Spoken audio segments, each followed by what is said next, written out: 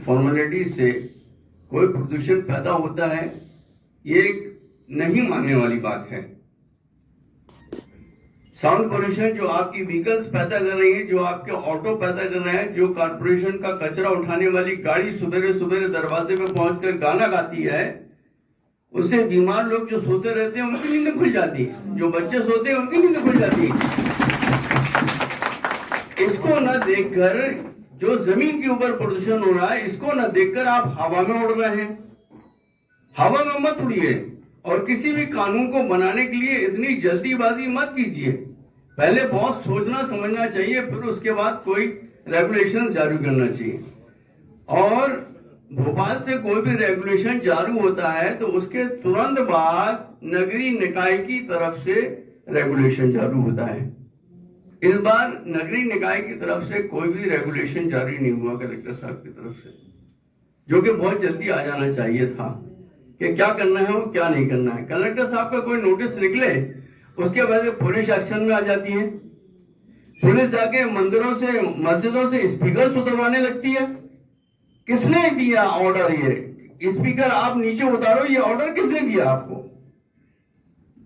आप लॉ से हटकर काम कर रहे हैं, अपनी मनमानी कर रहे हैं। ये मनमानी हमें बर्दाश्त नहीं, और नहीं हम स्पीकर उतारने तैयार। स्पीकर नहीं उतरेंगे, न मस्जिदों से उतरे और न ही मंदिरों वालों से मैं गुजारिश करूंगा कि वो भी अपने स्पीकर उतारे नहीं। लगे हुए हैं, परंपरागत तौर पर लगे हुए हैं, उनको लगे रहने दें। रह गया जो नया कानून आया है डिसेबल डिसाइड करने का, डिसेबल कौन डिसाइड करेगा ये हमें बता दिया जाए।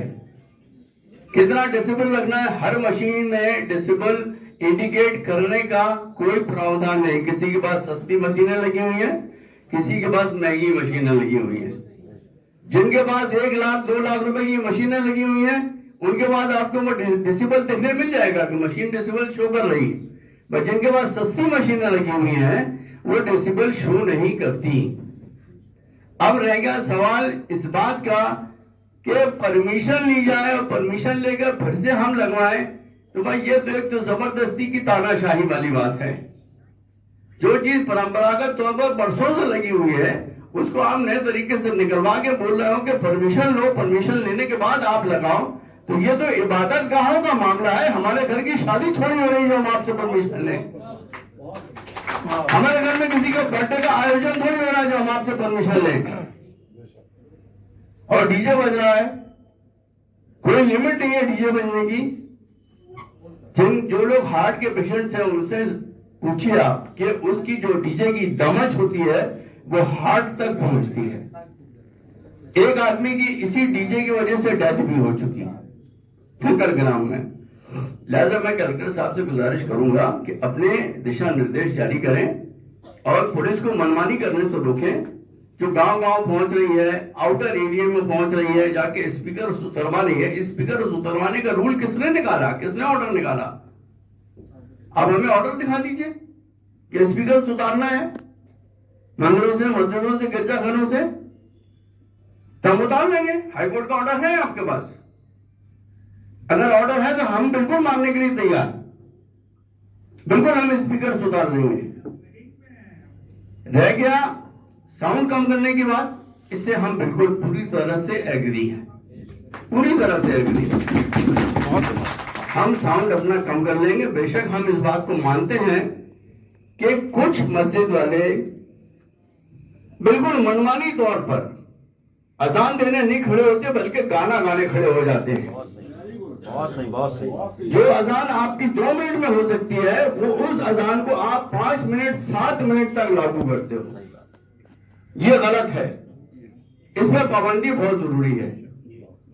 दूसरी बात, एक बात ये कहना चाहूंगा कि चाहे पूरब में हो, चाहे पश्चिम में हो, चाहे उत्तर हो, चाहे दक्षिण, नमाज का समय सब जगह एक टाइम पर शुरू होता है। पूरब का अलग, पश्चिम का अलग, दक्षिण का अलग, उत्तर का अलग, ऐसा नहीं है। 4:10 पर नमाज का टाइम शुरू होना है तो 4 बज के प्रदेश में नमाज पढ़ी जाएगी। अब ये अजानें कहीं 4:10 पे हो रही है, कहीं 4:15 पे हो रही है, कहीं 4:20 पे हो रही है। 3:30 ये गलत है। इसके ऊपर भी मस्जिद वालों को करना पड़ेगा कि 4:10 पे अगर अजान होना है तो 4:10 पे आपकी नमाज का टाइम है, उसी टाइम आप अजान पुकारिए और 2 मिनट में आपके अजान हो जाना चाहिए। रह गया जुमे का खुतबा। जुमे का खुतबा भी माइक पर होता है, ठीक है। जुमे का खुतबा माइक पर होता है, उसमें बहुत से बहुत 10 मिनट लगते हैं। और फजर की नमाज को छोड़कर बाकी चारों नमाजों का जो समय है वो मार्केट समय में आता है।